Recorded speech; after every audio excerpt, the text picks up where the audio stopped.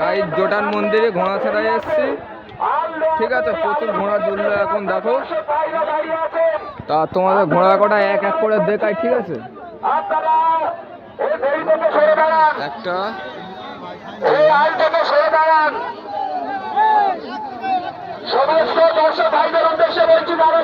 দেখো, তো এটা আমাদের পাড়ার ঘোড়া, ঠিক আছে। এই তেঁতুলপুরের শেখপাড়া, এটা ইট্টার ঘোড়া, ঠিক আছে। ঘোড়া ঘোড়া আমি তোমাদের দেখিয়ে দিই।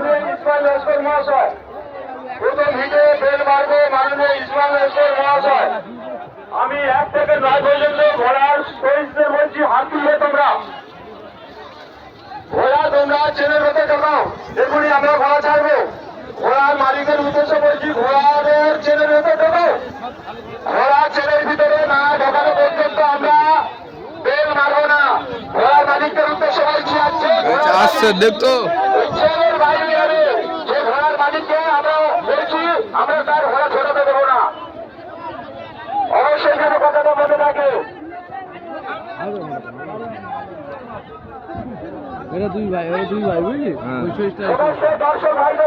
ও গাইস দেখতে পাচ্ছ, এটা আমাদের ঘোড়ার শহীদ, ঠিক আছে। এই শহীদটা আর এই ঘোড়ার শহীদটা 1 নম্বর শহীদটা আর এই 5 নম্বরটা, এটাই 2 ভাই, ঠিক আছে। এখন দুজনের টপে ঘোড়ার শহীদ, ঠিক আছে। ঘোড়া ঘোড়া তোমার এক এক করে দেখিয়ে দিতে হবে। লক্ষ্যে ঘোড়াগুলো দেখতে হবে। তার জন্য যদি তোমার চলার অসুবিধার জন্য ঘোড়ায় যাওয়ার কোনো ক্ষতি হয়, সম্পূর্ণ দায়িত্ব ভাব তোমার।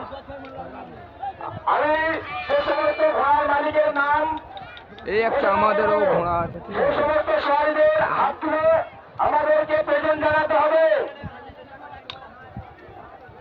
এটা ভিড়ের জন্য রহমত ধানমেলা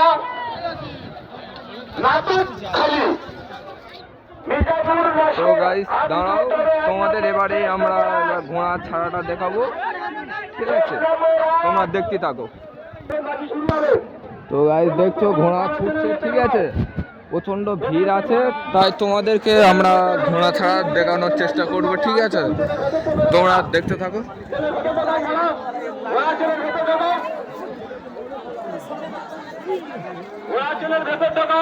এখনই আমাদের প্রথম বাকি শুরু হবে। মাননীয় সুভাষ পায়রা মহাশয়, মাননীয় সুভাষ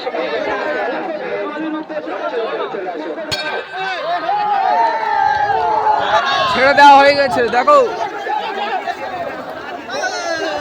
এবারে তোমাদের নিশানা ঢোকানোর ঘোড়া ছাড়া দৌড়টা আমরা তোমাদের দেখানোর চেষ্টা করব, ঠিক আছে। তোমরা অপেক্ষা করতে থাকো। ঘোড়া আসছে, ঠিক আছে গাইস, দেখো নিশানায় ঢুকবে।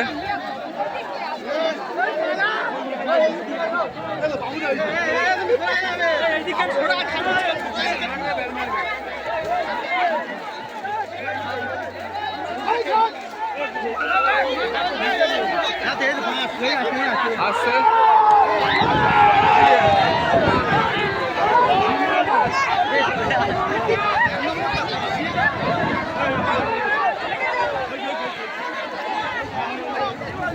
দেখো, এখনো ঘোড়া আসছে।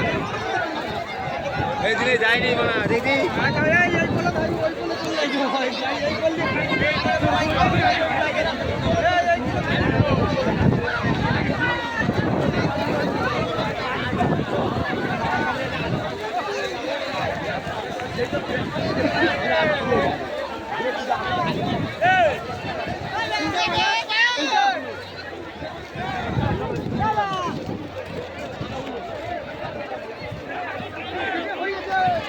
তো গাইস ঘোড়া আর আসেনি, ঠিক আছে। এই কটাই ঘোড়া ছিল, এখনো একটা হিট বাকি আছে, ঠিক আছে।